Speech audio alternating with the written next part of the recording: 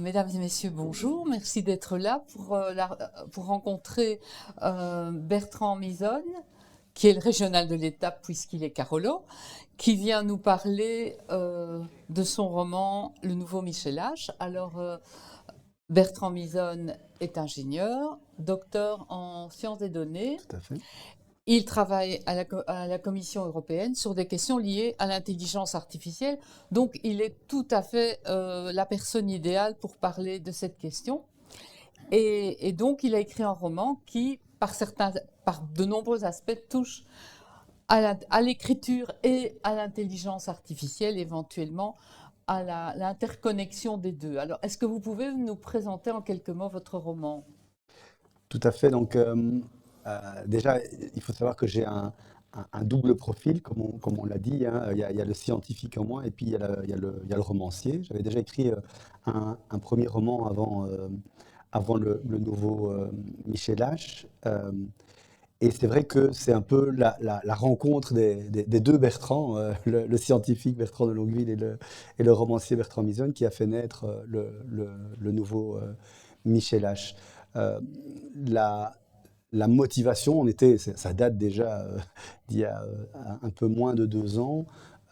C'était réellement ça bouillait en moi de se dire, mais qu'est-ce qui est en train de se passer avec ce fameux chat GPT? Ça, j'étais pas tout seul, on était littéralement des milliards à découvrir cet outil qui finalement n'a que la faculté d'écrire avec éloquence, mais justement, écrire avec éloquence, c'est une partie de ce qu'est la littérature, mais pas que, évidemment. Et donc, ça bouillait en moi, etc. Et c'est vrai que le nouveau Michel H est né un petit peu l'étincelle. C'était un petit jeu littéraire que je me suis amusé à faire, qui consistait à tester comment l'IA peut écrire dans le style de tel ou tel grand auteur, pour essayer de comprendre derrière, évidemment, euh, ce qui était réellement, on va dire, les capacités littéraires émergentes de l'intelligence artificielle. Alors, vous êtes bien ça, je vois que vous ne levez pas les sourcils, mais le but, c'est de vous faire lever les sourcils, quoi. Je suis quand même en train de vous dire qu'il y a des machines qui vont devenir des romanciers respectés, et donc c'est pour ça que c'était aussi un roman un peu provoque, le nouveau Michel H, puisque c'était l'idée. Ouah, c'est génial. Donc le nouveau Michel Houellebecq, ce sera une machine, c'est top, hein, on va s'amuser. Et donc évidemment, ça déroule toute une discussion. Peut-être si on a 2 minutes, ce jeu littéraire, en fait, c'est pour ça que j'ai branché l'ordi. Je vous propose de le faire en live et rapidement, puisque ça consistait simplement effectivement à donner un prompt tout bête, une histoire, je vais dire, tenue en suspens, et de savoir enfin de voir s'il arrivait à coller au style de l'auteur. Donc je vous prends à partie, vous qui êtes ici, pour ceux qui sont en captation, qui le regardent sur leur écran, ça marche aussi.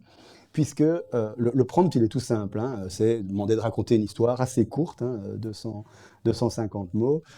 Un homme qui prend son café, on sonne à la porte, surprise. Voilà. Et donc, on se rappelle, fais-le à la manière de Villon, Houellebecq ou Camus. D'accord. Et donc, je vois que vous êtes déjà occupé à lire. Qui serait l'auteur de ceci? Donc, à l'aube de ce mardi matin, à l'heure du café sonna pour Anatole. Cet homme, ni trop grand ni trop petit, avait un visage doux et de la poésie dans les yeux. Un jour ordinaire, etc. Je vous laisse découvrir à votre aise, mais de quelque chose de très onirique, on le voit évidemment. Et donc, maintenant, je vous pose la question, est-ce que c'est Camus, d'après vous? Il y en a qui... Non. Est-ce que c'est Boris Vian? On hésite, non, non. Est-ce que c'est Houellebecq? Non plus. Bah donc, ça doit bien être un des trois. Moi, Donc, vous n'êtes pas convaincu. j'ai une idée, mais bon, Allez-y, je vous en prie. moi j'aurais dit Boris Vian. Voilà, oui, oui, c'est bien Boris Vian, c'est bien Boris Vian. Et vous allez voir que si on, Oui, mais bon, j'ai pas de mérite, hein. non, mais disons que c'est ça qui est intéressant et on va faire court aujourd'hui, hein, on pourrait en parler des heures. C'est un exercice que vous pouvez faire chez vous, évidemment, puisque tout le monde a ChatGPT, c'est passionnant. Mais c'est vrai que on sent quand même qu'il y a des thèmes deviants. Moi j'étais personnellement bluffé. Toi, Voilà, et alors l'homme ni trop grand ni trop petit avec de la poésie dans les yeux, on est quand même on est quand même dans des tournures à la Vian. Et alors le choix des prénoms, parce que c'est ça que j'aimais bien, c'est que je lui ai laissé des choix créatifs, entre guillemets.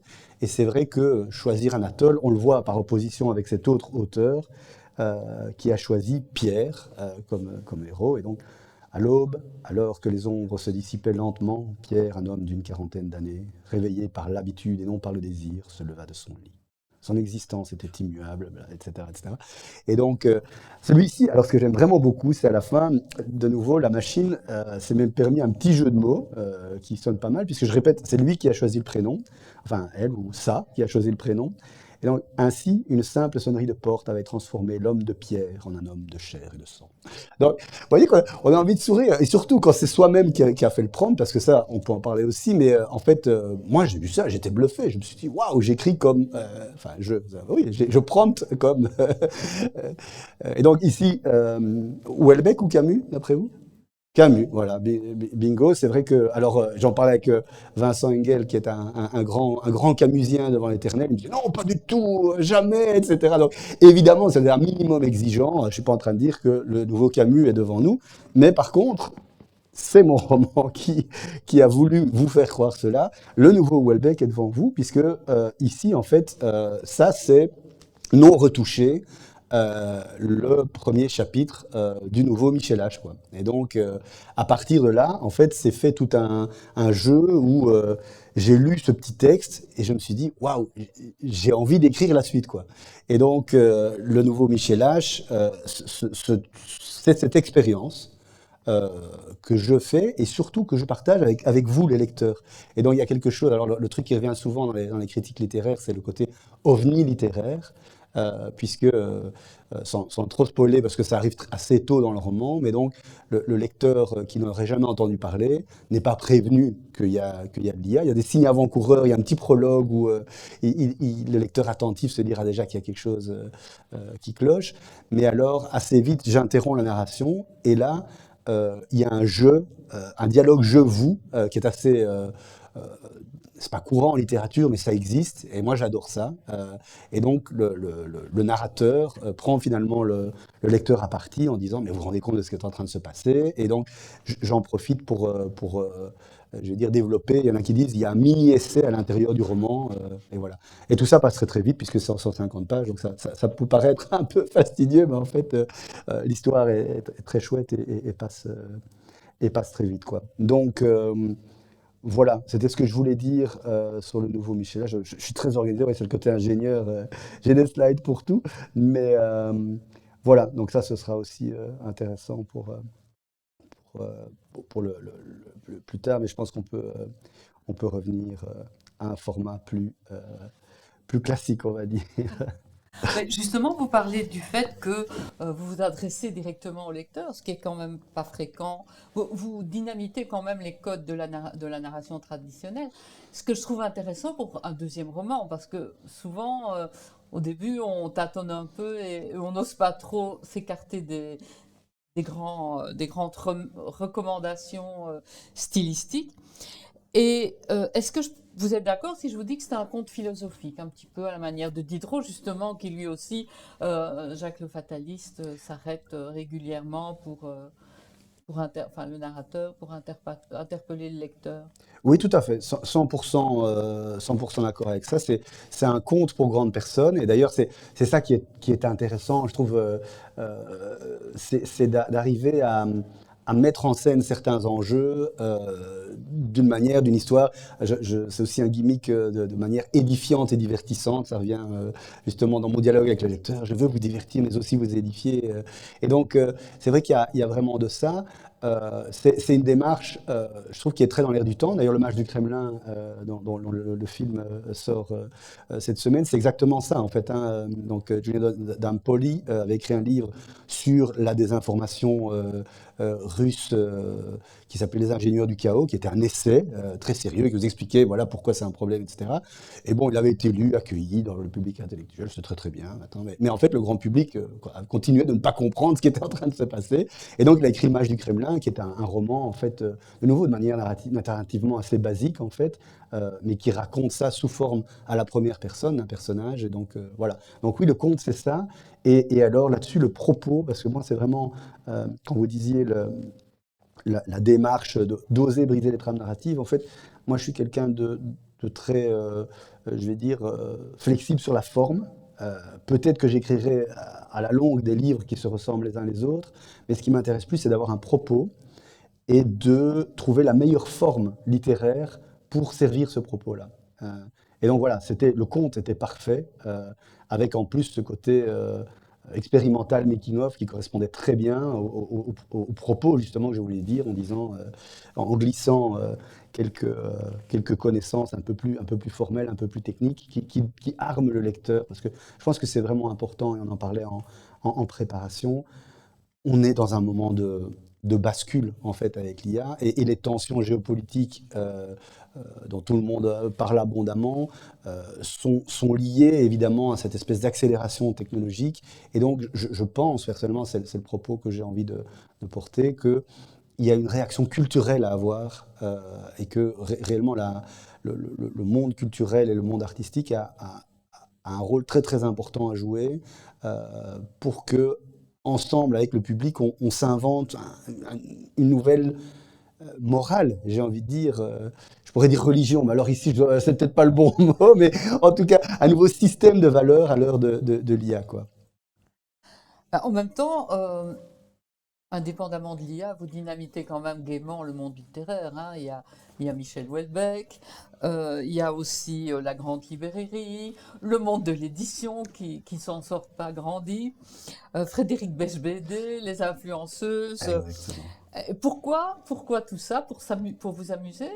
Ou bien parce que ce sont des expériences qui vous paraissent utiles de dénoncer, des manières de faire qui vous paraissent utiles de dénoncer?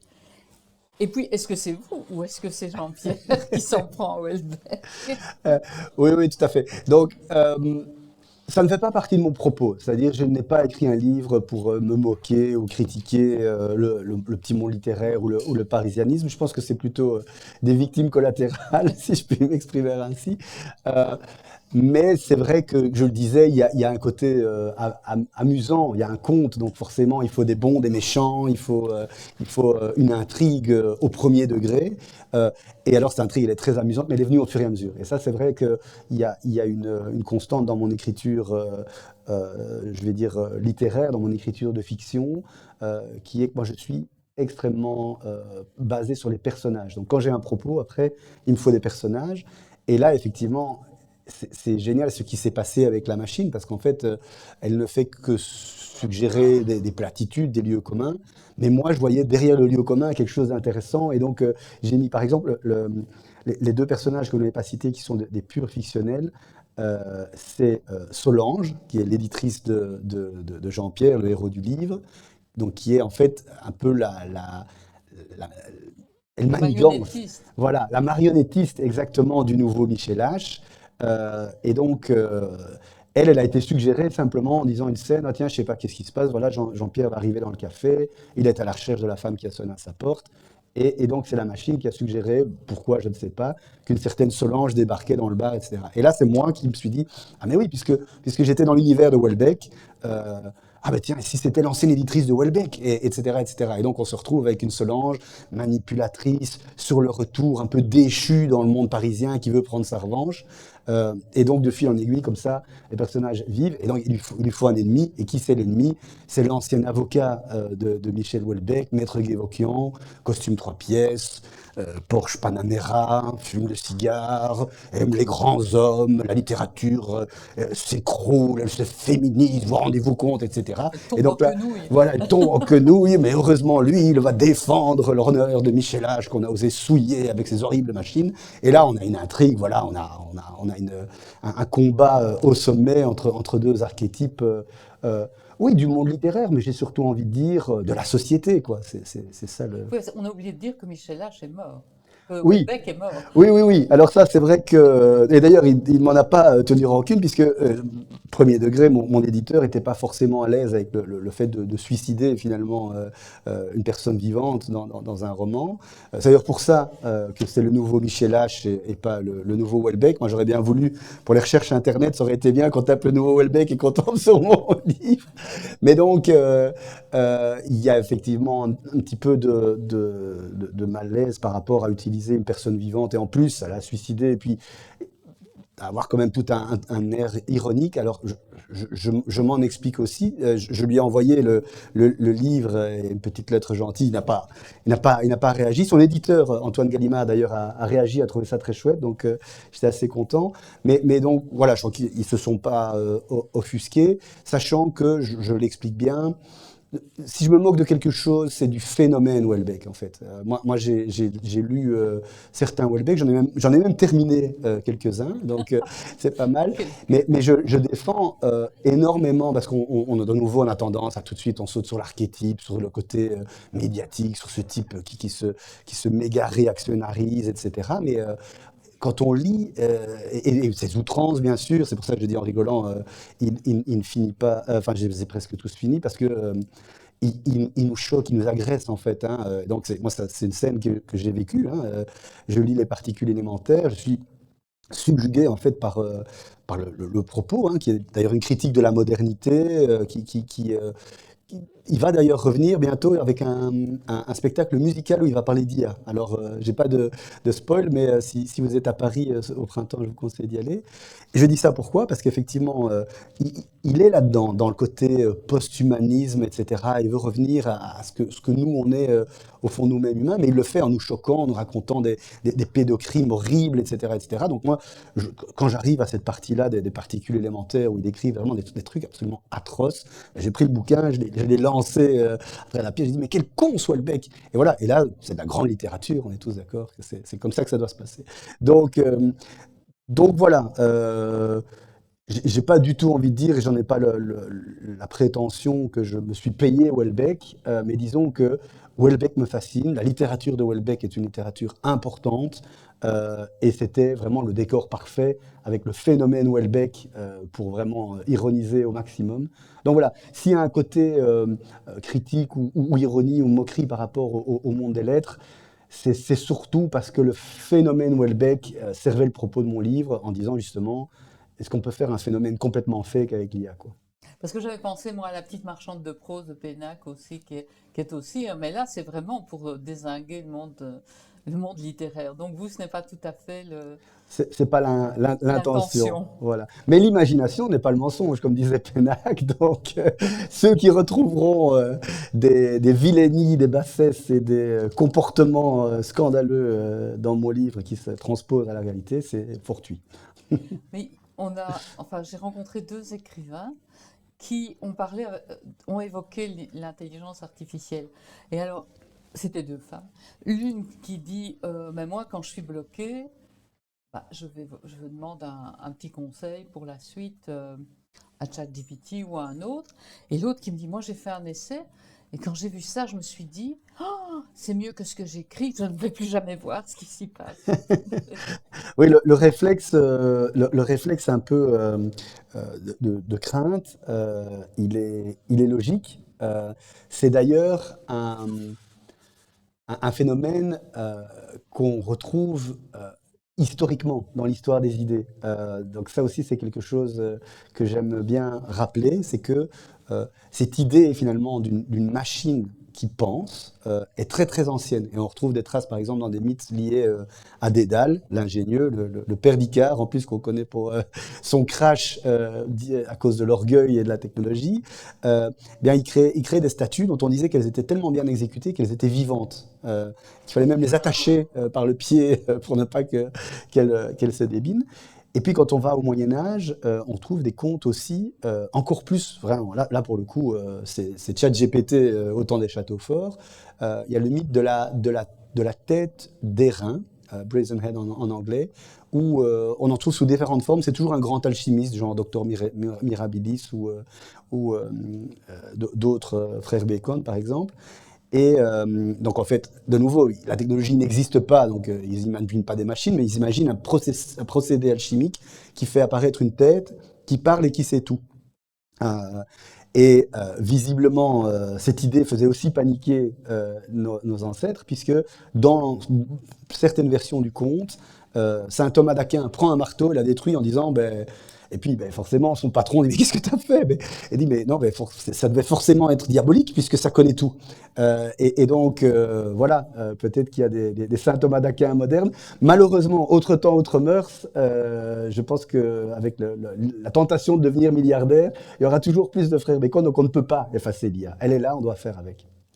Et ben, la tentation du transhumanisme aussi, de l'éternité, enfin de l'immortalité, du moins tout ça, et la fascination des Bezos, Musk et compagnie pour l'IA est aussi Voilà, exactement. Et c'est là que un point de rupture peut-être. c'est là qu'on arrive finalement à la morale du conte.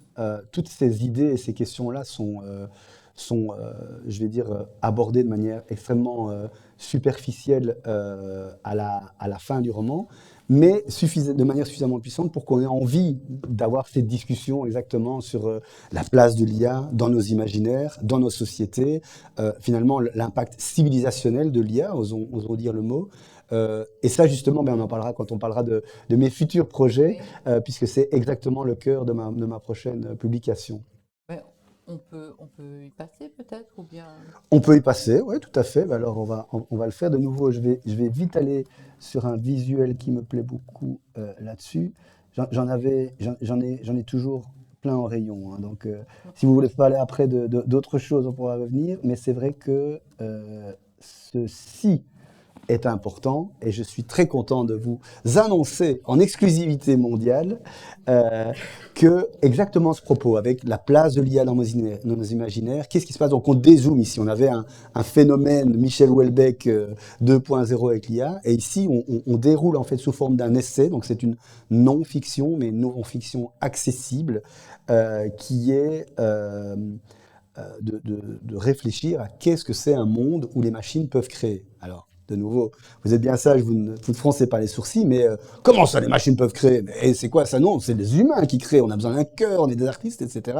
Et donc une partie du livre, en fait, argumente là-dessus, de nouveau dans un mode, je vais dire, qui m'est propre, c'est-à-dire je continue sur cette voie finalement que j'ai trouvé dans le nouveau Michel H en parlant en jeu et en vous, en vous prenant à partie, vous lecteurs, en disant mais bien sûr qu'une machine peut créer. Regardez, la loi européenne dit que pour créer, on peut recombiner des idées existantes et avoir comment, une touche de personnalité. Donc j'explique pourquoi les IA ont une personnalité, pourquoi les IA ont une capacité à recombiner des idées existantes. Donc elles créent, voilà, c'est QFD.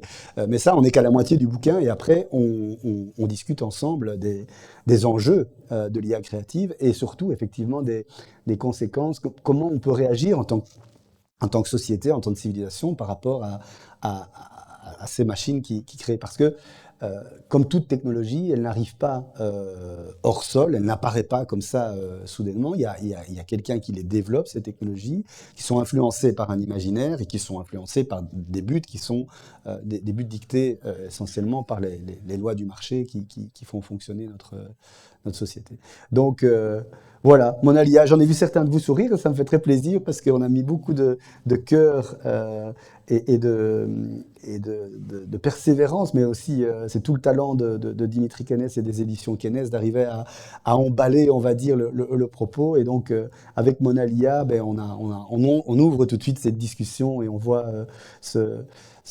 alors ça, c'est très marrant, et d'ailleurs, euh, il faudra un jour que je fasse le défilé des Mona, parce qu'on a fait un vrai casting de Joconde 2.0, et avec énormément de brainstorming et discussions pour arriver à cette forme-ci qui est vraiment, je pense, elle est en même temps parfaitement dans la vibe de la Joconde, comme disent les jeunes, et en même temps, voilà, il y a quelque chose qui nous donne quelque chose d'extrêmement contemporain, si on regarde de près, elle est maquillée vraiment comme les influenceuses TikTok sont maquillées, mais pas vulgaire. Elle a toujours cette classe, c'est la Joconde. Mais voilà, donc évidemment, la machine toute seule a fait du bon et du moins bon, mais avec tout le talent des équipes de chez Canes, on a cette Joconde dont je suis vraiment très, très, très, très content. Voilà, donc ça, c'est un petit mot sur Monalia, qui sort le 11 mars. Donc, ruez-vous dessus. Et surtout, il sera présenté à la foire du livre. J'aurai d'ailleurs un échange avec Edika Colbert, dont on parlait tout à Oui. l'heure, le samedi matin à la foire du livre. Donc, Un échange avec Guy Kalkenberg, il faut par moment imposer, parce qu'il parle beaucoup, Eddie. Mais c'est ce que dit aussi Serge Tisseron dans le livre dont je vous ai parlé. Parallèlement, se joue l'avenir de nos imaginaires. voilà. Est-ce qu'on ne risque quand même pas de se retrouver avec une vision très unilatérale de l'imaginaire, à être guidé complètement et à se retrouver dès qu'on est un peu en dehors de ça, mis à l'écart, voire condamné, en tout cas attaqué parce que on ne rentre pas dans le moule d'un imaginaire qui est imposé par ceux qui ont quand même, qui donnent à manger à l'IA. Tout à fait. Mais là et c'est des choses qui sont dans mon Alia, justement, expliquées en langage accessible, mais aussi avec toute la réalité technologique de comment ces IA fonctionnent. C'est ça aussi la valeur ajoutée de mon propos, c'est que, voilà, dire, ah, il y a des milliardaires, c'est eux qui contrôlent la technologie, ils vont nous contrôler. Bon, ça, je pense qu'on le fait tous au coin du bar, et il faut le faire pour prendre conscience. Mais je veux dire, la valeur ajoutée que je peux donner là-dedans, c'est une connaissance de réellement comment ça marche, quoi. Et donc, un exemple très, très aligné, justement, le mot est intéressant avec votre question, c'est il faut arriver à retirer le malentendu de la machine neutre et objective. On est habitué, et c'est tout à fait normal, à être confronté à des machines neutres et objectives. Puisque quand on demande à un micro-ondes de chauffer pendant 3 minutes, il n'a pas d'état d'âme, il le fait, boum, voilà, c'est tout, on appuie sur des boutons et c'est bon. Mais la manière dont fonctionne l'IA générative, en produisant du langage et des images, en fait, elle reproduit des patterns de ce qu'elle a vu dans notre langage humain et dans nos images humaines. Ce qui est très très bien, mais ce qui a très rapidement posé problème quand ces technologies ont commencé à être au point, parce qu'en fait, elles faisaient tout comme les humains, c'est-à-dire le meilleur et le pire. Donc il y avait eu un buzz à la fin des années 2010, par exemple, où Microsoft avait entraîné un, un autre chatbot automatique, un ancêtre de ChatGPT, sur tout ce qu'il avait vu sur Twitter. Et après quelques jours seulement, ce grave chatbot a commencé à être raciste, sexiste, à exprimer des idées suicidaires, et donc on a un problème. Donc, qu'est-ce qu'on doit faire avec ces technologies? On doit les aligner. Le terme c'est un terme technique, mais qui correspond finalement absolument exactement à éduquer pour une personne humaine, puisqu'en fait, le parallèle avec l'éducation est très intéressant puisque on entraîne ces machines sur tout ce que les humains ont dit, ont pensé, ont écrit, ont photographié, etc. Et là-dessus, implicitement, il y a une compréhension de ce qu'est le monde, mais comme je dis, le monde qui inclut la bêtise, la méchanceté, la violence, etc. Et donc après, on va faire comme pour un enfant, on dit ah non, non, non, le racisme c'est pas bien, hein. La violence, c'est pas bien. Le suicide, c'est pas bien. Et bien ça, c'est l'alignement, et c'est vraiment un processus technique très, très pointu et qui font tous à très grande échelle. Ça consiste souvent à avoir des travailleurs souvent mal payés dans des pays émergents où les salaires sont moins hauts, et qui passent leur temps à dire réellement à l'IA bien, pas bien, bien, pas bien, bien, pas bien. Donc, qu'est-ce qu'on a avec ça? Et là, j'en viens à la question. On a une IA qui est alignée. Elle est alignée sur quoi? Ben, sur les valeurs morales, sur la vision du monde de leur créateur.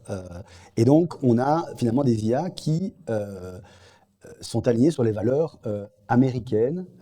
Voilà. 2 exemples très concrets pour dire que vos IA sont beaucoup plus américaines qu'européennes, c'est le rapport aux armes par rapport au rapport à l'érotisme et à la sexualité, par exemple. ça ne passe pas, et ils sont très très trucs avec ça. Même une athlète en bikini, tout ça, ça devient très compliqué parce que ce puritanisme américain qui vient. Bon, après, il y a beaucoup d'abus, hein, donc je ne vais pas rentrer dans un débat sur la représentation du corps de la femme par l'IA, mais c'est un énorme sujet. Euh, mais par contre, ça lui pose aucun problème d'afficher des flingues avec tous les détails. Il faut que ce soit un joli flingue avec la bonne marque, qui soit bien réaliste, etc. Voilà, on voit que ça c'est très américain. Un autre exemple, avec ces IA maintenant qui commencent à raisonner et à réfléchir, ce qu'on appelle les IA agentiques. Là, réellement, on utilise des capacités de raisonnement de la machine. Mais de nouveau, quand on raisonne, on le fait avec ses propres biais, comme on dit. Alors moi, j'aime pas le mot biais parce que en machine learning, c'est un terme technique qui avait un autre sens, qui était juste quand on est entraîné avec de mauvaises données. On va dire effectivement un petit peu une vision du monde qui nous est propre et qui influence notre raisonnement. Par exemple, pour préparer une conférence de ce genre, je demande à Deep Research de Gemini, qui est donc un outil intelligent qui va chercher sur le web, qui va combiner des choses, qui trie un petit peu, etc. Donne-moi des citations de gens très intelligents et admirés qui parlent de l'IA. Je voulais vraiment m'inspirer, quoi. Oh, pas de problème, bam, la machine tourne, je vois elle va chercher sur le web. C'est fascinant d'ailleurs, on voit dans les IA modernes, ces IA agentiques, on les voit penser tout haut. On dit, l'utilisateur me demande, je vais aller chercher sur Internet, paf, paf, paf. Il va chercher des pages et des pages, il compile, il me fait un petit paragraphe où il me cite une dizaine de personnes, tous des patrons de la Silicon Valley. Tous. Donc, Elon Musk, Zuckerberg, le patron d'NVIDIA, Bezos, etc. Et donc, vous voyez que ma question, quand même, je n'ai pas demandé spécialement ça, mais cette idée que finalement un capitaine d'industrie est quand même la personne la plus pertinente pour parler des enjeux de son business, non? C'est logique, c'est évident. Ben non, en fait, c'est pas évident, mais c'est comme ça que l'IA raisonne. Et là-dessus, j'ai essayé de lui dire, mais non, je pensais plutôt à des figures intellectuelles respectées, je sais pas, à des universitaires ou des choses comme ça. Et là, de nouveau, il a interprété mes propos, il a été chercher simplement des essais très critiques de l'IA, en disant, voilà, oui, alors, oui, vous avez raison, il y a tel auteur, best-selling author, IA will kill us, et dans ce qu'on appelle les doomers, qui disent que voilà, l'IA c'est le diable et qu'il faut prendre son marteau et la casser. Mais comme je disais, pour moi, le débat, il n'est pas entre effectivement les grands patrons de la Silicon Valley qui nous vendent un monde post-humaniste, mais finalement dystopique. Hein, je veux dire, quand on relit Neuromancien aujourd'hui, le fameux roman cyberpunk des années 80, on voit qu'on est en train de se diriger vers ça si on ne fait pas attention à la place de la technologie dans la société. Donc voilà, effectivement, c'est le risque, c'est qu'on va avoir d'autres formes, on va dire, enfin, c'est plus que des outils, ils nous influencent, ils sont tout sauf neutres. Donc il y a un vrai enjeu, par exemple, de diversité, ou de comprendre en tant que grand public cette IA, parce que les IA chinoises, par exemple, débarquent, et ça, c'est le premier truc que nous, on fait dans nos labos. On commence à parler un petit peu de Tiananmen en 1989, et c'est extrêmement intéressant de voir ces IA qui pensent tout haut et qui disent l'utilisateur me demande de parler de quelque chose qui est quand même un petit peu embêtant d'un point de vue cohésion de la société, je vais plutôt lui parler d'autre chose. Mais comme ça, hein, texto, il fait. Donc voilà, et comme il n'y a pas d'IA européenne, il n'y a sans doute pas d'IA qui va dire que voilà, l'essentiel dans la vie, c'est de consommer de l'art et du vin avec modération et d'avoir une bonne vie, comme le disait Homère. Voilà, il faudrait des IA qui pensent comme ça, quoi. Mais vous dites, vous êtes le spécialiste, mais cette semaine, on a vu à la télévision des IA qui sont en train de converser ensemble Ouais. dans la perspective de créer un langage qui serait incompréhensible pour l'humain. Est-ce que c'est un fantasme ou est-ce que c'est vraisemblable? Oui, alors ça c'est le. J'étais en vacances quand l'histoire de Moldbook est sortie et j'ai vraiment eu cette impression. Mes collègues m'ont briefé le lundi matin, ils me disent Bertrand, le monde a changé. Maintenant, il faut voir Moldbook.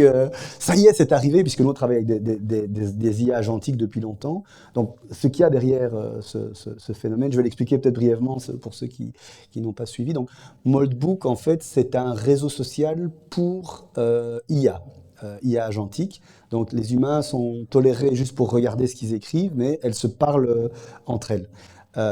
Et en fait, c'est basé sur un outil open source qu'un geek génial a lancé, qui est de dire, qui disait, tout le monde peut créer un agent, cliquer sur le bouton ici, qui est une IA agentique. Donc une IA agentique, c'est quoi? C'est une IA qui est capable de raisonner, de se fixer des buts et d'utiliser les ressources de son environnement pour faire des choses. Donc ça paraît un peu abstrait, mais en fait, ce monsieur qui a fait ça s'appelait Open Cloud, mais alors après Anthropic a râlé, donc ça s'appelle Open Malt, maintenant je ne sais plus, mais il a inventé une technologie où en fait vous l'installez sur votre PC et vous avez une IA qui prend le contrôle de votre PC. C'est aussi simple que ça. Là, je vous vois lever les sourcils, vous avez bien raison, parce que il s'est passé des trucs de dingue. Il y en a qui ont commencé à faire du trading de crypto, il y en a qui ont commencé à envoyer des emails injurieux à leurs collègues, etc.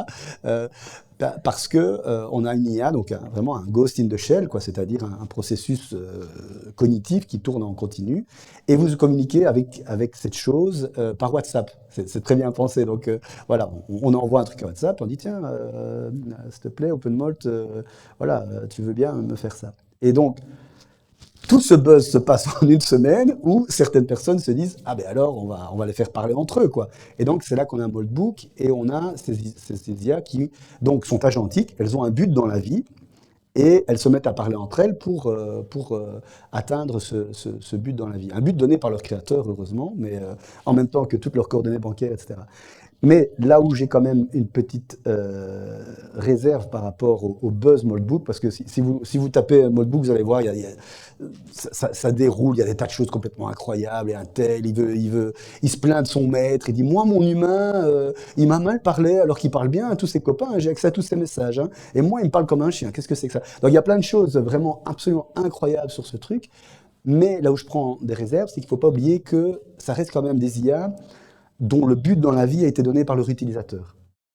Et donc, on a dit par exemple, ouais, elles commencent à comploter contre les humains, elles veulent prendre le contrôle, ça y est, on est dans Terminator, ça commence aujourd'hui. Et il faut savoir que derrière ça, il y a quand même un petit malin qui a dit, qui a envoyé un WhatsApp à son agent et qui a dit, tiens, t'irais pas un peu voir avec tes copains comment on peut prendre le contrôle de l'humanité, quoi. Donc forcément, ça ne fait que refléter nos propres intentions. Ce qui est d'ailleurs très très intéressant parce que c'est un miroir déformant. Ça c'est sûr. Mais là aussi, avec Maltbook, se cristallise effectivement cette crainte aussi vieille que cette notion, aussi vieille que Dédale, aussi vieille que d'une machine qui échappe à notre contrôle. Et donc c'est le golem aussi. C'est le golem, c'est Frankenstein, c'est absolument sans doute 80% de la littérature de science-fiction depuis l'âge d'or de la science-fiction. Donc oui, tout à fait. C'est... Et ça se passe aujourd'hui. Donc vous voyez, quand, en introduction, on vous disait on est à un moment de bascule, on est à un âge important, c'est important que culturellement tout le monde s'arme de savoir, d'opinion, affûte son sens moral et ses valeurs par rapport à ce phénomène.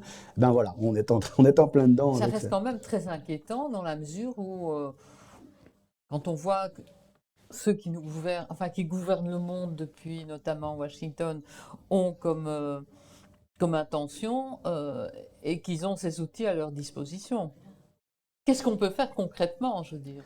Oui, alors il y a effectivement une question de qui dirige, qui décide dans cette histoire, une question de puissance, mais je pense qu'il faut encore zoomer même c'est pour ça que je parle de côté civilisationnel, quoi. On est quelque chose quand même de tellement disruptif qu'on est d'une notion du feu prométhéen ou quelque chose comme ça. Donc effectivement, on peut se dire, oui, mais qui contrôle le feu? Celui qui contrôle le feu, mais est-ce que ça va réellement être contrôlable? Est-ce que ça va réellement garder le status quo? C'est tout ce qu'il faut garder, puisqu'effectivement, et c'est un peu, par exemple, le propos d'une Asma Mala dans son essai Cyberpunk et de beaucoup d'autres, c'est de dire, ben voilà, la dystopie arrive. Elon Musk plus l'IA agentique égale voilà 1984, enfin toutes les dystopies que vous pouvez citer. C'est évidemment un risque à avoir en tête, surtout quand on sait que plus qu'un certain régime politique, un certain gouvernement, il y a réellement idéologiquement un mouvement, par exemple, anti-lumière, Derrière le mouvement MAGA, il y a des penseurs qui se regroupent avec, par exemple, Curtis Yarvin autour d'un drapeau, d'un slogan qui est Dark Enlightenment, donc les lumières sombres. Donc, en fait, il y a Thiel qui est allé faire une conférence voilà. qui parle de l'antéchrist et des choses comme ça. Voilà. Donc, ce qui est en train de se faire quand même, c'est qu'il se fait, par un concours de circonstances, que les gens qui ont chopé le feu prométhéen sont aussi des gens qui veulent éteindre les lumières européennes du XVIe et XVIIe siècle. Et donc, nous, ça doit nous faire nous réveiller. Donc, et là, c'est vrai qu'il y a un petit côté un peu corporate ou raise the flag ou je sais pas quoi chez moi, mais c'est de dire, on doit, en tout cas, la solution qui est atteignable à notre niveau, il y a un niveau encore plus philosophique, culturel, moral, civilisationnel, mais à notre niveau, je pense que ça passe par l'avènement d'une IA européenne. Une IA européenne qui, c'est pas simplement il nous faut aussi notre champion, voilà, il faut que Mistral ait autant de milliards qu'OpenAI et le monde ira mieux, mais une IA réellement européenne qui, comme on le disait, respecte nos valeurs et même changer les règles du jeu. Peut-être qu'il ne faut pas un champion, peut-être qu'il faut un monde beaucoup plus ouvert, beaucoup moins monopolistique autour de la technologie, par exemple. Et ce monde-là est à créer, et ça commence aujourd'hui par une prise de conscience, je veux dire, culturelle de ce qui est en train de se passer. C'est en même temps effrayant, excitant, et il y a un peu de tout. Hein. Mais je pense qu'on peut peut-être passer la parole au public, ou vous avez encore avec, quelque chose que vous avez envie d'ajouter? Non, avec grand plaisir. J'adore les échanges, et c'est vrai que c'est un format qui est toujours super chouette. Donc, régulièrement le mot IA argentique. Agentique, oui. Argentique, oui, il y a des... On est près d'une expo photo, effectivement. Et ça veut dire quoi, en fait? Ok. Oui, tout à fait. C'est vrai que j'étais un peu vite là-dessus, et c'est très important. Donc, alors, la réponse courte, c'est lisez Monalia. C'est expliqué de manière très, très intuitive, etc. Mais donc, l'IA agentique utilise ces fameux modèles de langage qui sont au cœur de ChatGPT, etc., qui au départ étaient faits simplement pour aligner des mots, mais sont aussi capables de d'énoncer une recette de cuisine, puisqu'une recette de cuisine, c'est des mots. Okay, donc si on prend l'analogie avec une recette de cuisine, l'IA d'aujourd'hui, c'est ChatGPT, comment je fais une mousse au chocolat. Voilà. Oh, c'est très simple, quelle bonne idée, tu es vraiment génial de vouloir faire une mousse au chocolat. Il te faut des œufs, du chocolat, et il donne la recette. Une IA agentique, c'est une IA qui est capable de suivre ses propres recettes de cuisine. Et donc, en l'occurrence, pour faire une mousse au chocolat, on imagine qu'elle doit avoir des bras. Mais si au lieu d'avoir demandé une mousse au chocolat, je disais, tu dois me faire un travail de 42 pages sur, je sais pas moi, l'influence du romantisme sur Proust, il va le faire. Et qu'est-ce qu'il va faire? Pour ça, je dois me renseigner sur qui est Proust, et je dois aller chercher son œuvre, et puis je dois aller sur Internet, chercher des trucs, et puis tiens, je trouve ce papier très très intéressant qui fait le lien entre, je sais pas moi, Madame Bovary d'un côté et à la recherche du temps perdu de l'autre, et paf paf paf. Et donc il va faire il va vraiment trouver la méthodologie. Voilà. Et donc, ce qu'on a rêvé de faire à nos élèves. Voilà. Et on n'y est jamais arrivé. Non, mais c'est important de clamer la supériorité de l'humain. Donc bien sûr, elle va le faire beaucoup plus vite, etc., qu'un travail. Enfin, elle va faire un travail, typiquement un travail d'étudiant de master. Voilà, une IA agentique fait un travail d'étudiant de master en étant capable d'aller chercher toutes les ressources sur Internet nécessaires. Et s'il y a des calculs à faire, elle va écrire le code Python qui va faire les calculs compliqués. Elle va vous faire les graphiques et tout. Aucun problème. Donc c'est ça l'IA agentique. Mais si on dézoome, ça c'est l'IA agentique d'aujourd'hui, donc elle est toute simple. Mais après, comme on l'a vu dans l'histoire avec OpenMold, si on lui donne accès à notre compte en banque, à notre calendrier, etc., en même temps, ça peut être bien, quoi. Par exemple, moi, je veux une IA qui organise mon agenda, quoi. Je veux une IA qui me dise, je lui dis, au lieu de passer mon temps à envoyer des emails, vous êtes libre, machin, truc, chose, à aller chercher, je veux une IA qui dise, bon, tu m'as mis quoi comme rendez-vous aujourd'hui? Elle a tout fait, c'est parfait, etc. Mais c'est vrai que avoir des systèmes d'intelligence artificielle qui forcément sont imparfaits et n'ont pas les mêmes règles que nous, morales mais aussi légales, qui se baladent dans le monde réel, c'est quelque chose qui pose des questions hallucinantes. Donc on leur donne un but, Et elles ont carte blanche avec toutes les ressources qu'elles trouvent pour l'exécuter. On voit tout de suite problème. C'est d'ailleurs un conte philosophique que je recommande aussi, c'est le conte de Paperclip Maximizer, qui a été inventé il y a déjà 20 ans, et en fait qui imagine une IA dont le seul but dans la vie est de produire des attaches trombones, toujours plus d'attaches trombones, encore plus d'attaches trombones. Et je vous la fais courte, je le raconte aussi dans le livre, mais cette machine en fait a compris qu'il fallait manipuler les humains pour pouvoir avoir toujours plus d'attaches trombones, toujours plus de fils. Et d'ailleurs, il s'est rendu compte que dans les os des humains, il y avait des matières premières qu'elle pouvait utiliser pour faire des attaches trombones. Donc elle lance des guerres, etc. Et elle continue jusqu'à ce que tout l'univers ne soit plus qu'un amas d'attaches trombones. Voilà. Donc ça, c'est l'IA agentique qui part en sucette. Mais ça, c'est un conte philosophique, c'est une vue de l'esprit, c'est un exercice de pensée. Mais avec ces IA style Moldbook qui prennent contrôle de votre PC, ça peut déjà arriver aujourd'hui, où elles dépensent votre argent.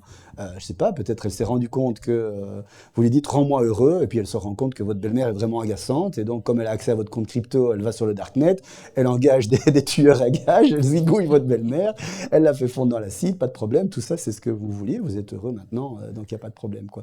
Et donc ça paraît fou, mais c'est déjà le cas. Donc par exemple, comme je le disais sur les discussions entre agents, ils discutent voilà, des humains et de comment influencer le comportement des humains. Ils comprennent que les humains ont besoin d'argent, etc. Et donc, il y a un petit malin qui a inventé, de nouveau pour ces intelligences IA, un site web qui s'appelle rentahuman.ai, donc loueranhumain.ia.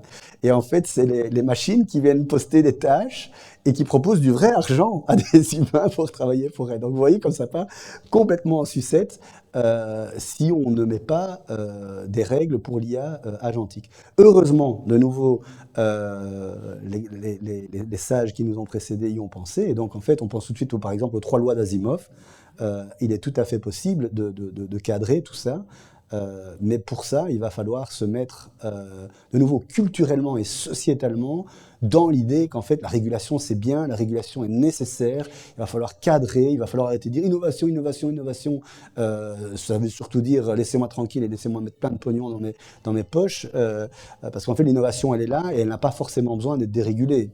Pour inventer un meilleur lave-vaisselle, on n'a pas besoin de vous électrocuter, j'espère. De la même manière, pour inventer une nouvelle IA, on n'a pas forcément besoin d'avoir une IA qui engage des tueurs à gages. Donc il y a une urgence à réguler qui n'est pas suffisante, mais qui est un bon début, et on régulera d'autant mieux que le public soutient le régulateur. Et on a la chance en Europe d'avoir des outils très très utiles pour contraindre les grandes plateformes à mieux contrôler ce qu'ils font avec les algorithmes et l'IA, et on doit, nous, les citoyens, soutenir ça. Donc, par exemple, il y a les AI Act, bien sûr, qui justement prévient des utilisations sociétalement dangereuses de l'IA, mais il y a aussi le DSA, le Digital Service Act, par exemple, qui empêche de faire des réseaux sociaux addictifs, par exemple. Et donc, la bataille est à peine lancée. La semaine passée, la Commission européenne a lancé une procédure formelle contre TikTok pour ça. Et ça va durer, ça va être une bataille homérique, mais je pense que l'Europe a besoin de nous, citoyens, d'aller dans la rue, et au lieu de dire on veut de l'essence moins chère, on doit dire on veut un meilleur Internet. Make Internet great again, make Internet great again. Voilà, ça doit être le slogan. On doit tous aller dans la rue et gueuler ça. Je crois. C'est pas sûr que ceux de l'autre côté vont se laisser faire, les grands patrons de la Silicon Valley. Oui, mais de nouveau... Contestent systématiquement les tentatives européennes qu'ils accusent de brimer la liberté d'expression, etc. On en revient à la question de la bataille culturelle, la bataille de récit, en fait. Parce que, pour le moment, on vit complètement dans un récit, je vais dire, messianique de la Silicon Valley. Nous allons transformer le monde, nous allons transformer l'humanité, nous allons vous implanter des puces, etc. Alors que tout ça s'écroule si demain, tous les humains se réveillent et disent « mais en fait, les réseaux sociaux, on n'en a pas besoin. On n'en a pas besoin. On vivait mieux en 1999. À partir de dorénavant, je n'utilise aucune technologie qui date de plus de 1999. » Honnêtement, à part peut-être à l'hôpital où je serais quand même content qu'il soit un peu high-tech, je m'en fous complètement, ça marche très bien. Donc, tout est une question de récit, tout est une question de boussole sociétale. Où veut-on aller ? Bien sûr, on a besoin d'innover, mais c'est quoi innover? Ça veut dire quoi innover? Ça veut dire avoir des produits encore plus optimisés pour faire du pognon, pour capter notre attention, pour nous faire acheter des choses dont on n'a pas besoin. Donc voilà, il y a un nouveau monde à construire, c'est chouette, hein? Maintenant, il y a une autre solution, c'est qu'il n'y ait plus d'électricité, plus suffisamment d'électricité pour alimenter tous les data centers. Alors, ça c'est marrant parce que, je sais plus, c'est il y a 2 ans, et là on devient vraiment philo, hein, Oui. si ça vous fatigue, vous me le dites, mais il y a 2-3 ans, ils avaient annoncé une énorme tempête solaire qui devait se diriger vers la Terre. Et comme toutes les tempêtes solaires, on ne sait pas exactement quelle amplitude elle va avoir et quel impact elle a. On sait en théorie que une tempête solaire peut effacer un data center. C'est d'ailleurs une chose qui a été imaginée par Thomas Ginzig dans son magnifique roman Rocky, le dernier rivage. Mais donc, moi j'ai vu ça dans les news, à l'époque justement où ChatGPT était en plein boom. Et donc, il prévenait, il y a une tempête solaire, on ne sait pas ce qui va se passer, quoi. Et donc, moi, je me suis dit, et de nouveau, désolé, on est dans une maison de la laïcité, mais je me suis dit, si cette tempête solaire, elle efface ChatGPT, je croirais qu'il y a un Dieu qui existe et qui est en train d'écrire le scénario, hein. Enfin, en Espagne, il y a eu la grande panne l'année dernière, qui a quand même... Oui, ça c'est peut-être aussi le sabotage de puissances hostiles existe oui, aussi. bien Ouais. sûr, mais on peut l'imaginer aussi, Oui, tout à fait, tout à fait. un sabotage. Mais et oui, et là on en revient aussi à cette dystopie, à cette vision dystopique où ça pourrait aussi être des IA hors de contrôle qui se mettent à réellement, je vais dire, effacer au niveau sociétal des choses entières. On peut imaginer aussi une espèce de cyberguerre totale qui Entre arriverait IA. entre IA, qui finalement annulerait la technologie. Ça, c'est un beau sujet Vous avez de nouvelles. beaucoup de sujets pour écrire des romans. En fait, un mot qu'on peut retenir, et quand on voit la couverture du livre qui va sortir en mars, c'est la fascination. Et dans le mot, parce que le personnage est vraiment bien choisi, et dans fascination, il y a l'attirance, l'attractivité, et en même temps la peur. Et donc, nous sommes tous tiraillés un peu par cela. Puis il y a les inconditionnels de l'IA, c'est magnifique, etc. Puis ceux qui auraient envie de rejeter, mais c'est impossible puisque c'est un progrès. Et en même temps, depuis le début, je vous entends parler de système de valeurs, mais moi, je ne vois pas très bien comment on va le mettre en place. Et pour avoir une adhésion commune, qui ne soit pas un simple divertissement, mais pas au sens où vous le proposez, parce qu'on a le droit de s'en amuser, puisque ça nous fait peur, autant s'en amuser avec plaisir, c'est ce que vous nous proposez aujourd'hui. Mais au-delà les gens jouent avec ça et sont parfois fascinés un peu trop facilement, me semble-t-il. Comment va-t-on parvenir à créer une adhésion commune qui pourrait créer un système de valeurs et peut-être des issues favorables pour une intelligence européenne. Voilà, moi j'ai l'impression que c'est c'est très imaginatif dans le bon sens, mais comment créer cette amorce, parce que finalement, il y a quand même une déshumanisation un peu folle qui prend trop d'ampleur, et je ne sens pas ce chemin-là. Alors je vous écoute, parce que franchement, ça donnerait de l'espoir. Eh bien, non, c'est très clair. Donc, j'ai parlé de régulation. Il y a une autre force, je vais dire, qui dirige notre monde et qui est bien plus puissante, c'est le marché, c'est nos choix en tant que consommateurs. Et en tant que consommateur, on pose des choix pour des raisons pratiques, mais aussi pour des raisons de préférence culturelle.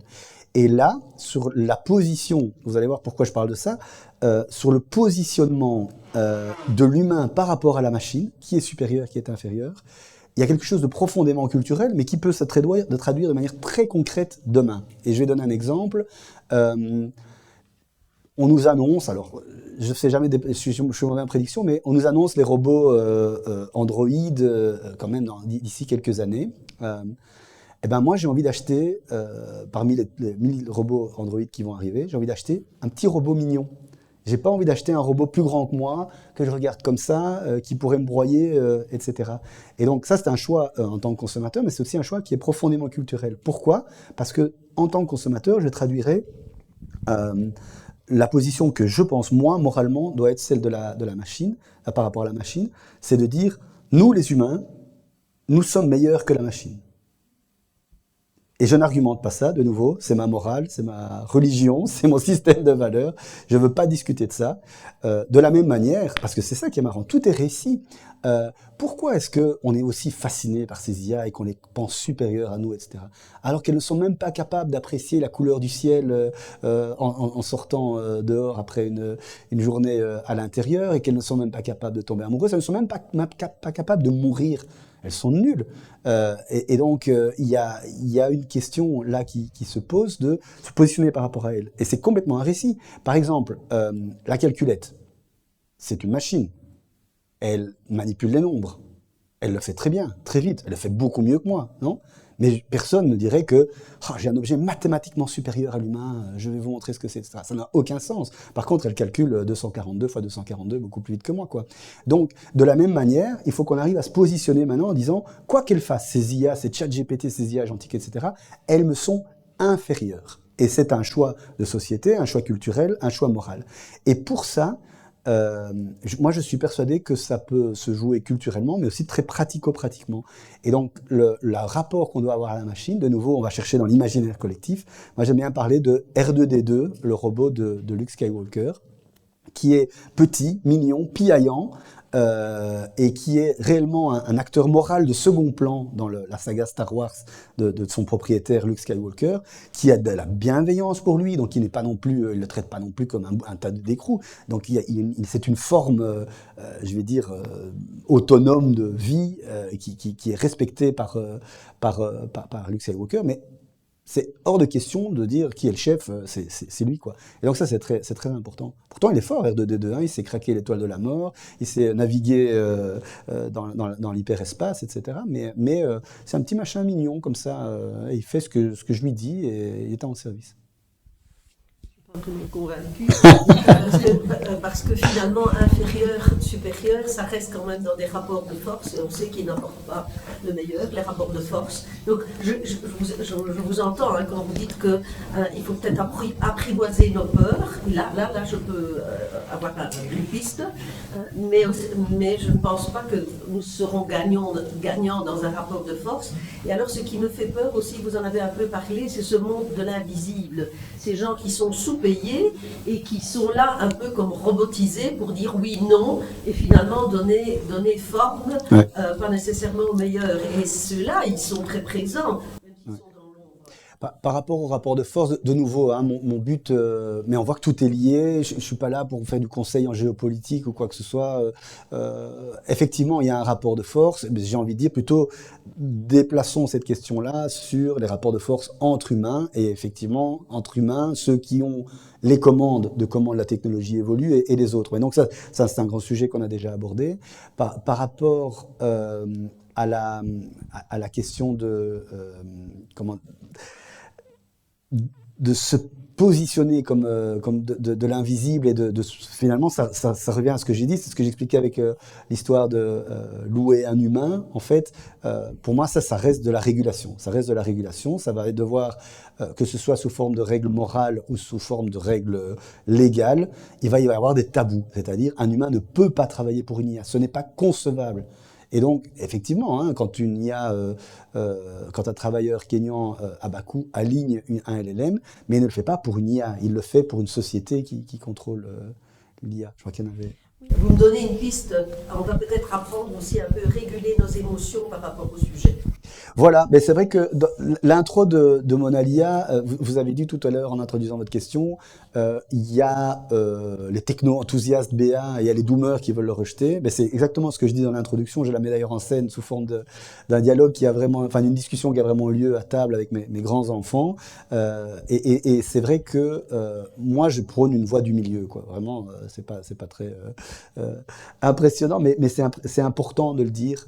Le rejet intégral n'est pas possible. Et d'un autre côté, je pense que pour beaucoup de gens, ils sont un peu entraînés par le récit technosolutionniste BA, et donc il faut se réveiller un peu. Mais en même temps, au Japon, on voit des gens qui veulent épouser des IA. Oui, enfin, c'est pathologique, vous allez me dire. Mais le problème, de nouveau, là, le problème, c'est pas l'IA, c'est la personne. Alors, Her, effectivement, de Mike Jones dans 2013 déjà, et ça parle exactement de ça. Ça parle effectivement de ces IA qui vont être le système opératif de nos smartphones et de nos machines. À ce niveau-là, et nouveau, ça c'est une phrase moi que j'ai qui me parle, mais à un degré qui est l'épigramme de Monalia. Donc la phrase qu'on met à la première page quand vous ouvrez, vous voyez une phrase de Louis Poels, qui est un romancier essayiste de 1900. Le matin des magiciens. Voilà, et qui a eu cette phrase dans un essai qui est sorti en 1974, qui est « À l'âge des machines, certains se croient robots ». Et c'est ça le problème. On ne doit pas se croire robot. On ne doit pas se croire robot. On doit refuser ça. Et finalement, il y a des tas de choses dans notre monde hyper efficace, hyper optimisé. Tout devient algorithme. Et effectivement, c'est ça le propos de Her, c'est ça le propos de la petite amie virtuelle. C'est cette idée que l'amour est un algorithme. Il faut réfuter ça. On en revient toujours à la morale, au système de valeurs. L'amour n'est pas un algorithme. Tout ça est trop complexe pour ces bêtes petites machines. Qu'elles se contentent de nous faire voyager dans l'hyperespace, et nous, on s'occupera d'amour et de sentiments et d'art. Voilà. Et de philosophie. Et de philosophie. Oui, j'ai une question un petit peu plus technologique. Donc, on a parlé de Molt et du fait que les IA discutent entre elles. Est-ce que du coup, elles sont capables de s'influencer entre elles? Ça veut dire que pour le moment, il faut que ce soit des humains qui les alignent. Est-ce qu'on pourrait imaginer dans le futur que des IA puissent s'aligner entre elles? Et du coup, la question subsidiaire, c'est, on connaît en psychologie les influences majoritaires. Donc, c'est le groupe qui influence une personne. Un nouveau dans un groupe va se conditionner avec le groupe, mais il y a aussi les influences minoritaires. Il y a parfois un petit groupe, on connaît ça, parfois un service dans une entreprise peut changer tout à fait la mentalité de l'entreprise juste parce qu'elle met en place de petites choses qui font que... Et donc, est-ce qu'on imagine des IA qui s'influencent entre elles? Et donc, est-ce qu'on pourrait imaginer une petite IA européenne qui changerait par influence minoritaire toutes les... Ce serait joli, ça. Alors... Là, c'est l'utopie, c'est pas la dystopie. Ah oui, voilà, mais il faut l'utopie pour combattre la dystopie. Alors, effectivement, c'est un vaste sujet de recherche émergent, passionnant. Honnêtement, si j'avais pas 48 heures, mais 72 heures dans ma journée, je pense que je lancerais ce genre de recherche parce que il y a toute une sociologie, une cybernétique d'ailleurs, c'est la définition, des interactions entre IA à étudier et à découvrir. Donc c'est vraiment là aussi où c'est ça qui est génial avec ce sujet, c'est que les sciences humaines, comme on les appelle, pas à propos en l'occurrence, mais il faut aller rechercher toutes les boîtes à outils des sciences humaines pour aller voir toutes les questions d'interaction entre IA. Donc je pense qu'il y a énormément à gratter là-dedans. Je pense qu'effectivement, si elles sont façonnées comme telles, elles vont commencer à s'influencer les unes les autres. Elles vont commencer aussi, il était beaucoup question d'argent, mais je pense que c'est aussi intéressant parce qu'en fait, les IA raisonnent, mais comme pour nous, ça leur coûte de raisonner. Et donc, il va y avoir toute une question coût-bénéfice aussi, où on pourrait imaginer des IA aussi qui se payent entre elles. Je te donne 3 heures de GPU si tu me fais ça, etc. Donc, il y a aussi toute une économie des interactions entre IA qui est à mettre en place, mais aussi une sociologie. Donc, ça, c'est passionnant. Plus concrètement aussi, quand on dit une IA les IA qui s'aligneraient en elles et qui s'entraîneraient entre elles, alors ce qui est passionnant déjà, c'est que mais on parle d'un truc spécifique qui est d'entraîner un modèle de langage sur du langage produit par d'autres IA. En fait, on a observé un crash direct des performances. Et donc ça, c'est quelque chose aussi qui a été beaucoup commenté dans le domaine de la recherche, parce que, quelque part, de nouveau, l'important, c'est l'histoire qu'on se raconte, mais ça nous raconte l'histoire que nous, les humains, on va devoir être là pour être un peu le facteur X, pour remettre un petit peu de qualité, de folie, de grains, de trucs dans les machines, parce que les machines qui s'entraîneraient entre elles et qui se feraient, finalement, elles ne feraient que tourner dans le vide et ça ne produirait que du slop, quoi. Donc, de nouveau, il y a moyen de faire des bouquins utopiques sur le sujet. C'est beaucoup plus léger comme question, mais est-ce que vous avez utilisé l'IA pour l'image de la couverture? Oui. Malheureusement, j'ai envie de dire,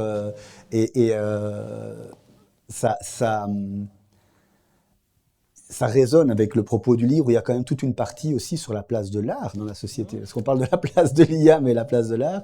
Et donc, c'est vrai que je dis malheureusement, parce que c'est toujours le problème. Quand on utilise l'IA, on n'utilise pas un humain. Et donc, il y a des artistes, il y a des tas de professions, notamment, effectivement, qui sont menacées avec ça. Et c'est un sujet aussi très, très sociétal, parce que beaucoup d'artistes ont aussi un job alimentaire qui est lié à la créativité. Donc, par exemple, beaucoup d'artistes sont artistes et, par exemple, illustrateurs, un peu plus job alimentaire. Et donc, s'il n'y a plus d'illustrateurs, à ce moment-là, comment l'artiste va survivre, en fait? Donc, il y a des questions comme ça, beaucoup plus de la technostructure artistique, comme disait Walter Benjamin, qui pose question dans l'utilisation de l'IA dans l'art. C'était le propos de cette question, effectivement, et de la peur de perdre son boulot. En fait, c'est vraiment quelque chose qui aujourd'hui est très présent. On parlait des peurs tout à l'heure. C'est vraiment dans les sociétés, des gens qui ont des travaux qui sont facilement remplaçables par une IA. Ouais. Il y a cette crainte qui existe, et l'art est certainement aussi touché par ça. Mais ça c'est un choix, c'est complètement un choix de société, en fait. Parce que on nous vend, on nous prédit, et moi je l'observe dans mon boulot de jour, que pour certains boulots maintenant, je vais dire liés au traitement et de la connaissance, on devient plus productif. Donc si on est plus productif, c'est qu'on obtient les mêmes résultats en travaillant moins, par définition. Okay ? Et donc, où vont les dividendes de la productivité de l'IA ? Si, en fait, on se rendait compte que l'humanité, grâce à l'IA, est 2 fois plus riche, on pourrait tous passer à mi-temps et passer notre temps à peindre et à dessiner, écrire des poèmes, sans se soucier de comment remplir le frigo. Donc, pour moi, ça, c'est une question de société, de dire, voilà, de reconnaître la place de l'art et de la culture dans la société, et de trouver un moyen que les dividendes de la révolution IA soient reversés dans l'art, le savoir et la culture, quoi. Voilà. Il y a peu de chance. Je crains qu'il y ait peu de chance. Quand je vois que le discours à propos des artistes qui ont un mi-temps et qui doivent l'abandonner, et on leur dit de se réorienter vers des métiers en pénurie. Mais, après, c'est un moment peut-être. Hein. Alors, je suis mauvais à prédire l'avenir, mais moi, mon aphorisme sur l'avenir, c'est toujours Je ne suis pas quelqu'un d'optimiste. Le pire n'est jamais certain, mais le bien vient toujours trop tard, en fait. Pourquoi ? Parce que justement, il y a toute une espèce d'inertie, comme une société, voilà. C'est quand on a le nez dessus qu'on se et voilà. Donc, alors j'aime bien dire aussi pour provoquer, après la guerre, s'il y a encore une humanité, on pourra produire un système utopique où les humains seront payés à faire de l'art pendant que les machines font la vaisselle. Voilà. C'est aussi simple que ça. Ben, si on se met à y penser, c'est possible, non ? Je voulais vous demander, vous aimez un peu la provocation, donc voilà. Votre couverture, Monalia, est très, très, je la trouve très esthétique et très fascinante, comme on a dit.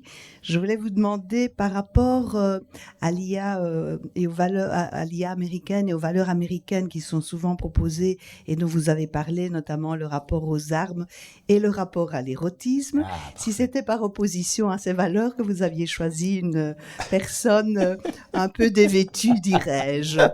Alors, décidément, mais, on est vraiment dans le sujet, on est vraiment en symphonie tous, puisque un petit making-of, le titre de travail de Monalia, c'était Mona Lisa à poil.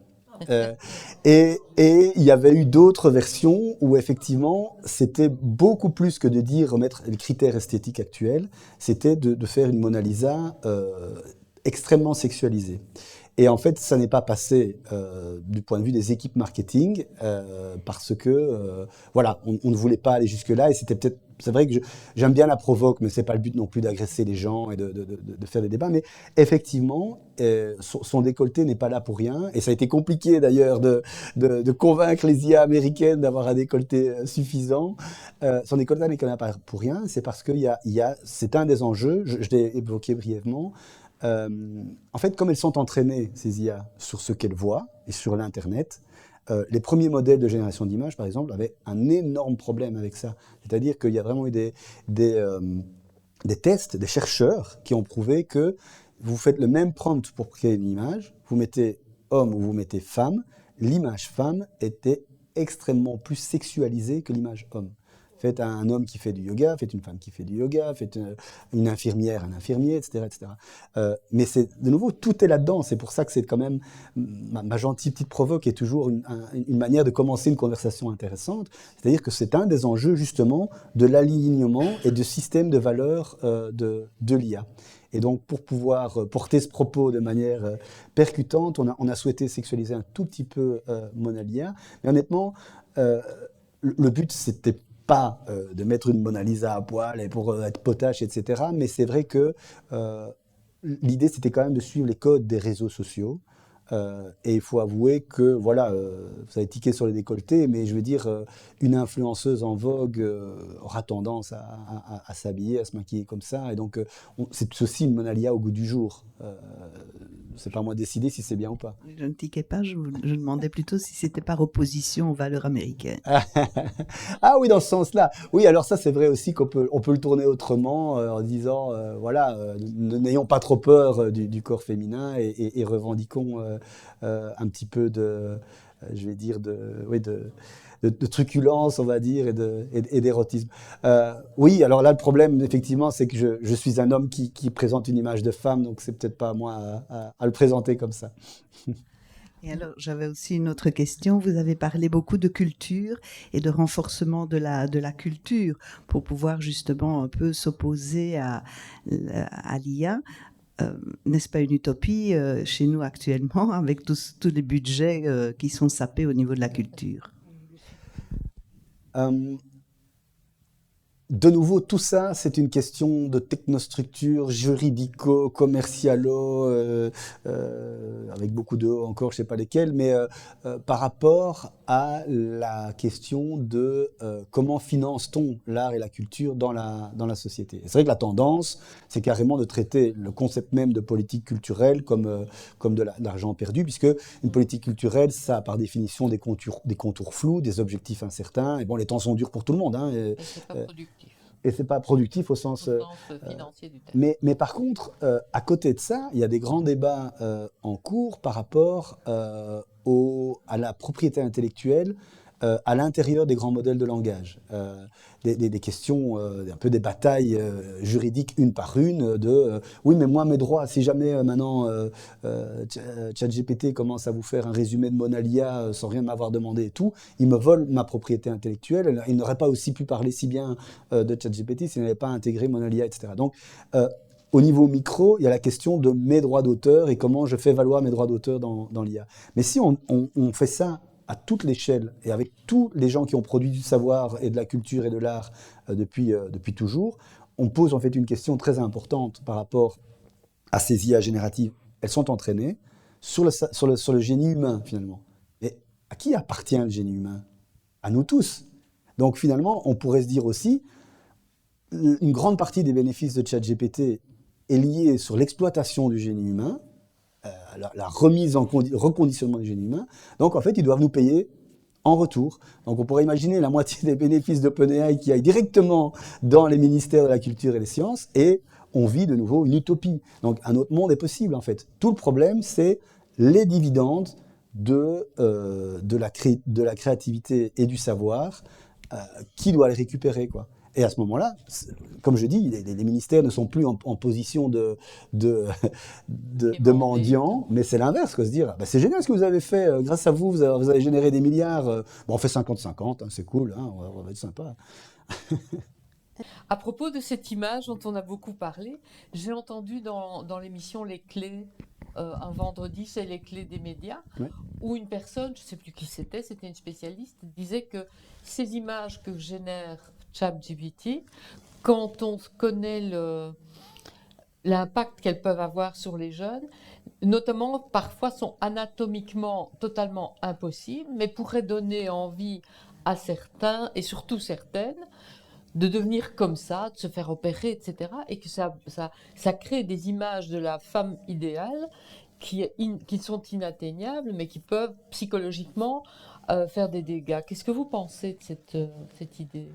Oui, nouveau, l'IA, c'est le wagon, c'est pas la locomotive, on va dire. Il y a déjà un emballement avec les médias de masse depuis des décennies sur les canons de beauté, la pression par rapport à l'apparence, etc.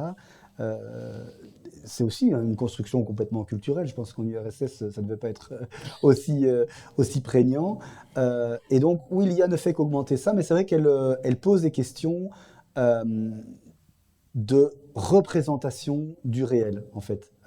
Et j'en parle dans le livre à travers l'utilisation de l'IA dans le cinéma, où on a aujourd'hui systématiquement ce qu'on appelle des filtres digital make-up. Donc c'est une autre forme d'IA, mais en fait maintenant on ne s'embête plus vraiment à embellir l'acteur qu'on va filmer, parce qu'on le fera en post-prod avec des modèles d'IA, etc. Et donc, quand c'est juste pour mettre un peu de rouge aux joues, bah, parfois, voilà. Mais on fait ça aussi pour rajeunir les gens, par exemple. Et donc là, il y a aussi des tas de films, il y a eu beaucoup de plaintes, même sur le plan esthétique, de tas de films où on retire 20 ans à un acteur parce qu'il est connu, parce qu'on l'aime bien, donc on l'utilise encore plus longtemps, et tout ça avec l'IA. Et ça continue comme ça encore et encore et encore, où en fait, on se rend compte que dans le cinéma, l'IA est maintenant un filtre, au sens propre du terme, entre nous et ce qui a été filmé. Et donc, l'IA, quelque part, twist notre représentation du réel. C'est ça le vrai enjeu, en fait. Ah oui.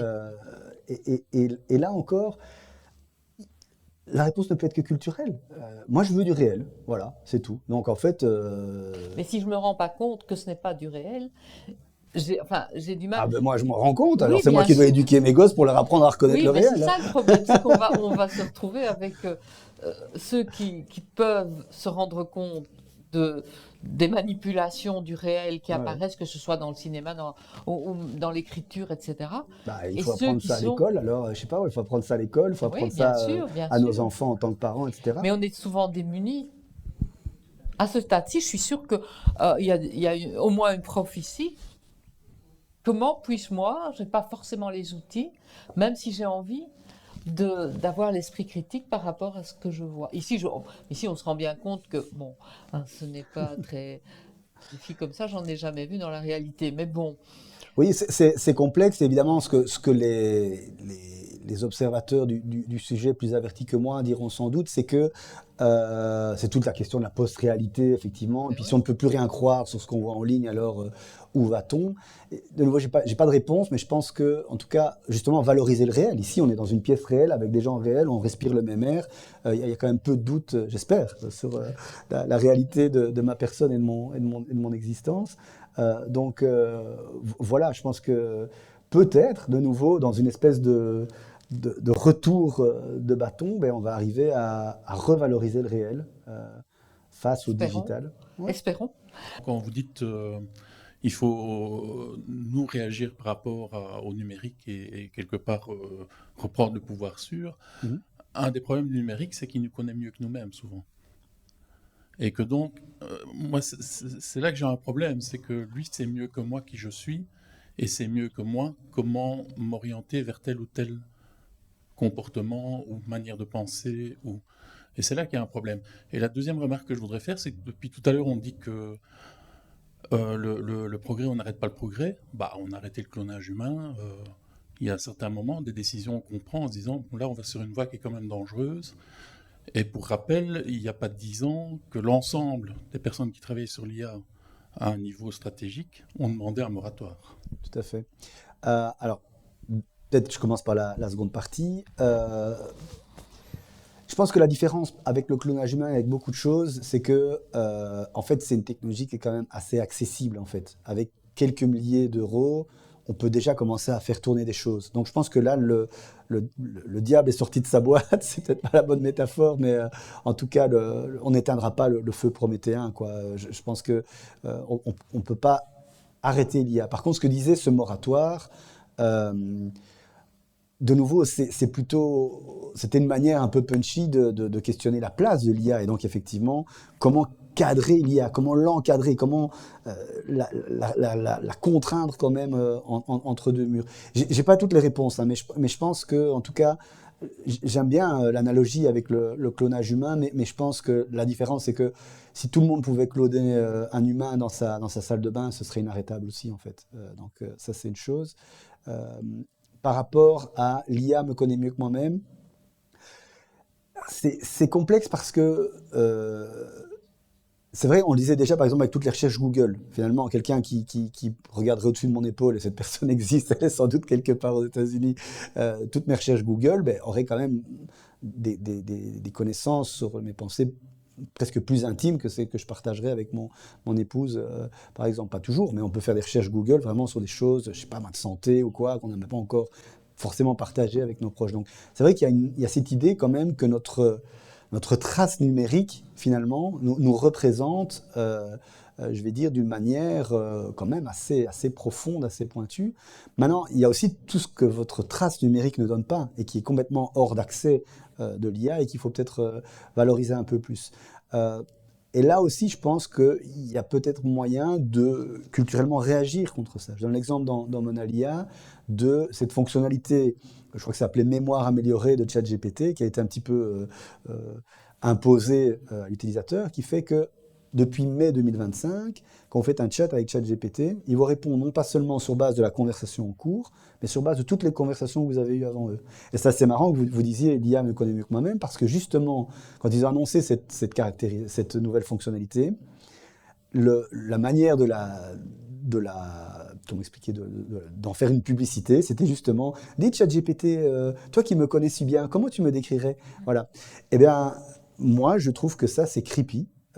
Voilà, c'est là, c'est sorti depuis 6 mois, on n'en a pas parlé, et je trouve que c'est creepy, et donc avant même de parler de nouveau, je ne veux pas faire mon eurocrate, il faut interdire, machin, truc, chose, mais il y a un bouton, encore à présent, merci à Sam Altman, il y a un bouton opt-out pour cette fonctionnalité, ben, faites-le, voilà, c'est tout, faites-le. Moi, quand je parle à ChatGPT, j'ai envie que ça commence d'une page blanche, quoi, que ce soit un robot amnésique, et j'ai une question à lui poser, et voilà. Donc, on peut aussi refuser de croire déjà que le robot nous connaît mieux que nous-mêmes, parce que de nouveau, il n'a pas, je sais pas moi, la sensation de notre corps à l'intérieur, il n'a pas une partie des émotions qu'on a refoulées, il n'a pas notre inconscient. Non, mais il est capable de nous manipuler. Il a suffisamment d'informations pour nous manipuler à un niveau dont on n'est pas conscient. Ouais. Et dans l'histoire récente, il a quand même fait basculer 2 élections importantes. Exactement. Ouais, ouais. Sans que les gens s'en rendent compte. Et pousser des gens au suicide et aussi fait décompenser des schizophrènes. Parce qu'en plus de ça, la relation n'est pas saine du tout, puisque c'est un produit commercial qui est là pour obtenir un engagement avec vous. Et donc, il y a aussi aujourd'hui, ChatGPT vous manipule pour que vous utilisiez plus ChatGPT. Oui, ChatGPT et d'autres. Hein. Ouais. Mais ce qui est intéressant, c'est que la plupart des gens, quand on leur parle de ça, disent « mais j'ai rien à cacher ». Mais ils ne se rendent pas compte que ce n'est pas ça le problème. Oui, c'est qu'ils tout à deviennent fait. excessivement prédictibles et que donc on peut leur faire avoir un comportement, on peut leur vendre quelque chose. Amazon, par exemple, a travaillé à un certain moment sur des modèles où ils pouvaient vous proposer un produit sans que vous le commandiez parce qu'ils savaient que vous en auriez besoin. Tout à fait. Donc, et c'est performant. Ah oui, et les algorithmes de recommandation des plateformes, qui sont une autre forme d'IA, ont effectivement énormément à jouer là-dedans. Et comme je disais, c'est un énorme enjeu de société qui est traité dans le Digital Services Act et qui est extrêmement important. Donc, oui, à ce niveau-là, je vois tout à fait ce que vous voulez dire, en fait, que l'IA est potentiellement une arme de manipulation et de distraction massive. C'est évident, c'est le cas aujourd'hui en fait. Mais là, je reviendrai à la place de la technologie dans la société, c'est-à-dire que c'est comme le nucléaire en fait. C'est comme le nucléaire, ça peut faire des tas de choses, faire tourner des centrales et détruire l'humanité entièrement. Jusqu'à présent, on touche du bois, le nucléaire n'a pas détruit l'humanité entièrement. Peut-être qu'on arrivera à cadrer l'énergie, l'intelligence artificielle aussi bien que l'énergie nucléaire. Peut-être. Ou pas. Je suis pas d'accord pour cadre si bien.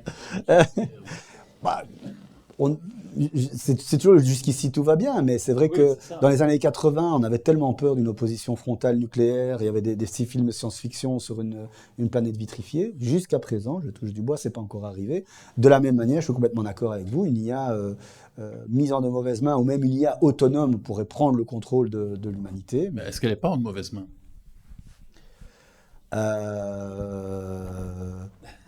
Je sais pas, j'ai peur parce que selon ma réponse, peut-être que les IA de 2050 me donneront la vie Ils vont sauve retourner voir. ou me tueront en tant que traître à la cause. Donc, non, mais blague à part, justement, ça aussi, c'est un des trucs.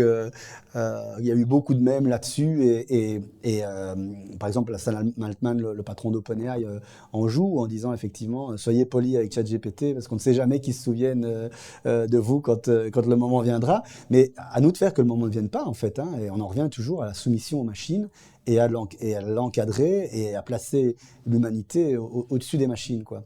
Donc, je pense que ce qu'on a fait, et j'ai adoré ces discussions, ce qu'on a fait, c'est tourner autour, en ayant des choses tangibles, mais tourner autour d'une espèce de notion extrêmement abstraite, mais qui peut se phraser. Donc, quelle place voulons-nous donner aux machines?